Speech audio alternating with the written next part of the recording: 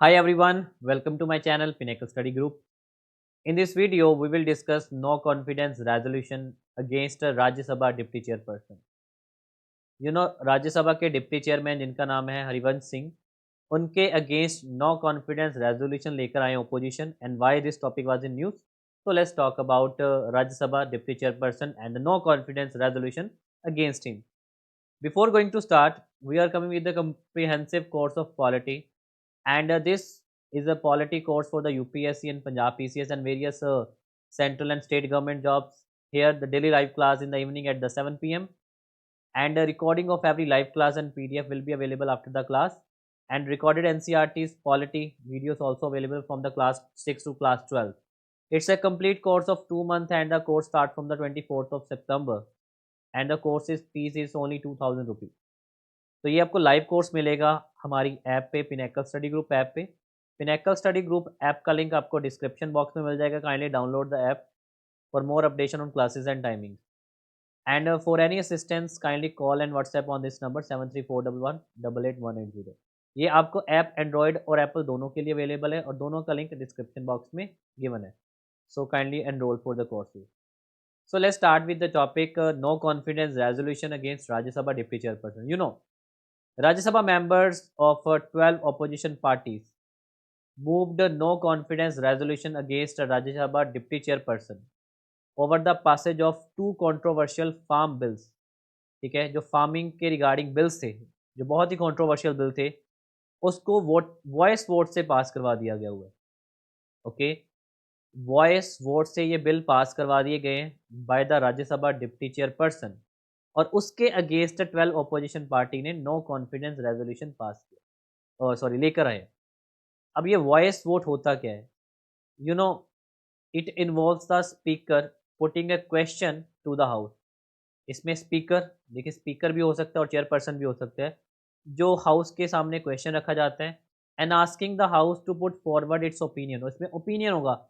Opinion form किसकी form में होता है? येस और नो की. येस को एज कहते हैं. अगर हमने कभी भी लोकसभा और राज्यसभा की सीटिंग्स देखी हैं तो उसमें येस को ये और नो को नोज कहते हैं.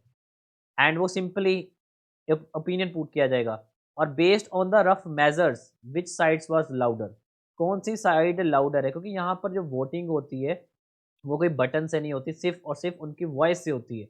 और जिनकी वॉइस लाउडर हुई, the speaker decide if the motion was passed or fell through. And the advantage of voice vote is that it is quick. ये बहुत ही फास्ट प्रोसेस है. ठीक है, अगर ओपोजिशन लाउडर है या पार्टीज की जो सत्ता में सरकार है, तो ऑब्वियसली जो सत्ता में सरकार की उनकी वॉइस लाउडर थी और यहाँ से दोनों कंट्रोवर्शियल बिल पास करवा ली गई. और इसका डिसएडवांटेज क्या है? That it is inaccurate given that speaker decide what's the opinion of house is based on which side it's louder. तो ये एक इसके पॉजिटिव पॉइंट, एक तो क्विक है, और नेगेटिव पॉइंट ये इनएक्यूरेट होता है और सिर्फ उनकी लाउडेंसी से, उनकी लाउडर नॉइस से वोटिंग को यस करवा लिया जाता है. एंड रेजोल्यूशन क्यों आया है? The deputy chairperson has violated all the canon of law. जितने भी लॉ के कैनन थे and procedures, parliamentary procedures, practices and the fair play, इन पे ये एलिगेशन लगे हैं. And the deputy chairperson did not allow the point of order to be raised and did not allow large number of members of the Rajya Sabha for diverse political parties to even speak against farm bill. तो ये allegations लगाए जा रहे हैं क्योंकि resolution pass करने के लिए. And this no confidence resolution is for the removal of the deputy chairperson. It is not the same as a no confidence motion. देखिए, नो कॉन्फिडेंस मोशन अलग होता है. नो कॉन्फिडेंस मोशन प्रधानमंत्री जी पे भी लेकर आए थे बट वो पास नहीं हो पाया. No confidence motion specified in rule 198 of the rule of procedure and the conduct of Lok Sabha, which can lead to the resignation of the Council of Ministers. Okay, no confidence resolution and no confidence motion both are different. तो no confidence motion जो है, जो last time प्रधानमंत्री मोदी जी पर लेकर आए थे, this is the rule number 198 of the rules of procedure and the conduct of the Lok Sabha, और जिससे पूरी की पूरी काउंसिल ऑफ मिनिस्टर को रिजाइन करना पड़ता है. And article 75 of the constitution specify that council of minister shall be collectively responsible to the house of the people. और ये आर्टिकल नंबर 75 क्या कहता है?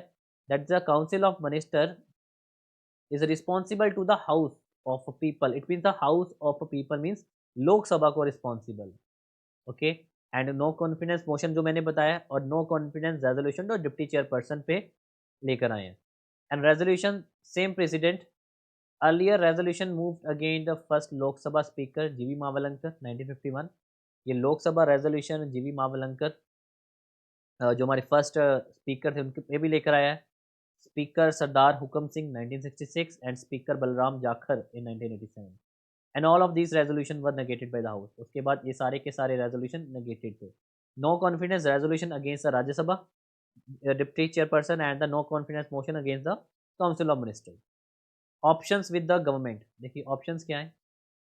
सस्पेंशन ऑफ ऑपोजिशन एमपी, और ये हुआ भी है।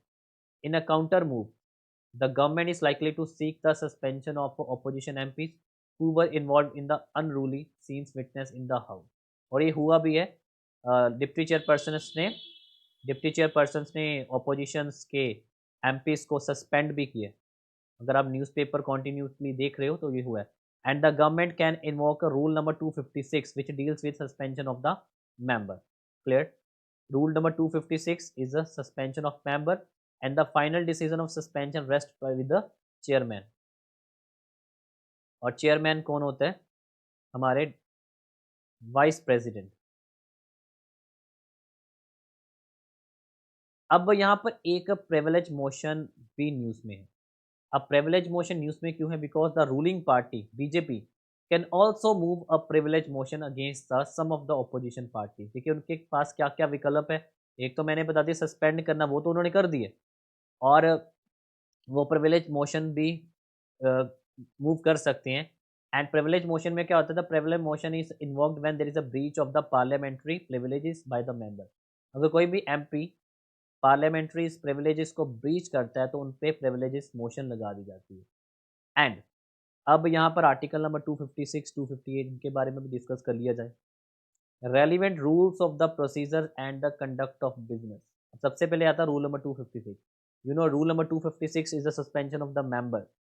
So this is decided by the presiding officer of the house on the ground like a member disregarding the authority of the chair or abusing the rules of the council। And एक उसके बाद आता rule number 258। Rule number 258 of the rules of procedures and the conduct of business in Rajya Sabha makes provision to enable a member to raise point of order। It provides as follows। So article number 258, sorry, rules number 258 जो हमारा rule of procedure और conduct of business में provision to enable a member to raise point of order, इसमें क्या it provide as follows. इसमें अब क्या क्या चीज़ें आती है पॉइंट ऑफ ऑर्डर में? Point of order, any member may at any time submit a point of order for the decision of the chairman and chairman decision shall be final in this regard. Clear? And point of order, a point of order is an objection to the pending matter or the proceeding is in the violation of written and unwritten rule of the house। ये the point of order, that is the objection to the pending matter or proceeding is in the violation of a written unwritten rule। And the deputy chairperson is elected by the Rajya Sabha itself among the its members and the post of deputy chairperson is not subordinate to the chairman। Clear? और ये चीज़ें मैंने याद रखनी होगी। तो deputy chairman है, deputy chairman सिर्फ और सिर्फ elected by the Rajya Sabha itself from among its member. तो डिप्टी चेयरपर्सन है वो सिर्फ और सिर्फ राज्यसभा से ही के मेंबर से इलेक्ट किया जाता है। और डिप्टी चेयरपर्सन की पोस्ट चेयरपर्सन के सबॉर्डिनेशन में नहीं आती। The post of deputy chairman is not the subordinate to the chairman. अब हम बात करते हैं चेयरमैन का role. What is the role of the chairman? I think यहाँ तक तो आपको टॉपिक सारा क्लियर हो चुका होगा कि मैंने क्या क्या चीज़ें बताई। एक बार फिर से मैं गो थ्रू कर देता हूँ बिकॉज एक ये टॉपिक काफ़ी वास्ट है।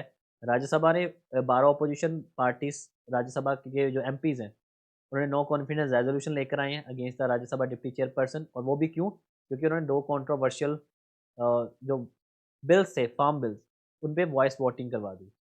एंड वॉइस वोटिंग मैंने बता दिया it's a quick and inaccurate.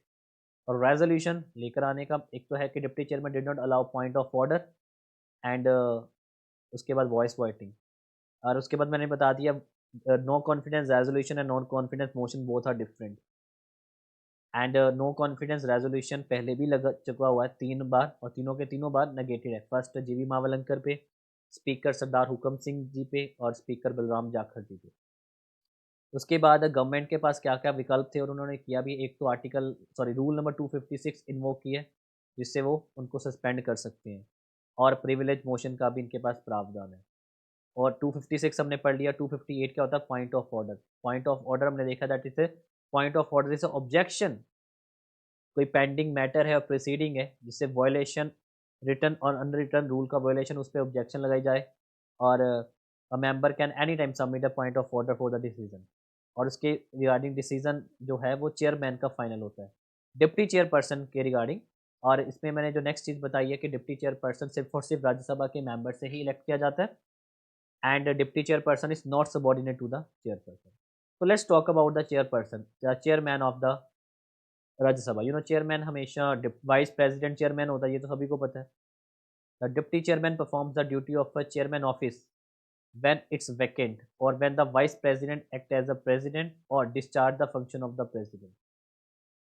देखिए, डिप्टी चेयरपर्सन चेयरपर्सन की ड्यूटी तभी परफॉर्म कर सकते हैं या तो वो सीट खाली है और वाइस प्रेसिडेंट प्रेसिडेंट बना हुआ है, और ये दो तीन कंडीशन है।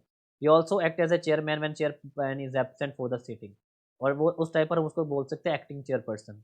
एक्टिंग, जब चेयरमैन एब्सेंट है तभी वो उनकी कुर्सी संभाल सकते हैं। In both cases he has all the power of the chairman. Like the chairman, the deputy chairman, while presiding the house, cannot vote in the first instance, they have a casting vote। जब भी कोई proceeding होती है तो उनकी भी casting vote होती है, उनकी कोई फर्स्ट वोटिंग नहीं होती। वो हमेशा सबसे लास्ट पे वोट करेंगे when there is a case of tie, और उनकी जो वोटिंग होगी वो जस्ट एक कास्टिंग वोट होगी। एंड रिमूवल की बात करें, according to the article number 90 of the constitution, हमारा जो संविधान का आर्टिकल नंबर 90 है, the deputy chairperson vacate is office in the following three cases. Deputy chairperson तभी अपना ऑफिस वैकेट कर सकता है जब उसके पास तीन केसेस आए। पहला है जब वो राज्यसभा का मेंबर ही ना रहे, when he ceases to be the part of the Rajya Sabha, when he resign by writing to the chairman, जब वो चेयरमैन को रिजाइन करके जाए, और when is removed by the resolution passed by the majority of all the members of the Rajya Sabha, such resolution can move only after giving 14 days advance notice. एक तो राज्यसभा का अगर मेंबर नहीं रहते हैं तो ऑब्वियसली वो डिप्टी चेयरपर्सन भी नहीं रहेगा अगर वो रिज़ाइन कर दें, और थर्ड उनके अगेंस्ट जो रेजोल्यूशन है वो मेजॉरिटी से पास हो जाए। ओके, एंड मेजॉरिटी रेजोल्यूशन के लिए उनको कम से कम 14 डेज का एडवांस नोटिस चाहिए। तो ये है एक proper depth no confidence resolution जो अगेंस्ट राज्यसभा के डिप्टी चेयरपर्सन के अगेंस्ट लेकर आए हैं। Okay, so I hope the topic is clear to all of you, but if you want a complete polity comprehensive course, so go to app, download my app, and enroll for the courses. So this is for today in this video. Thank you, take care.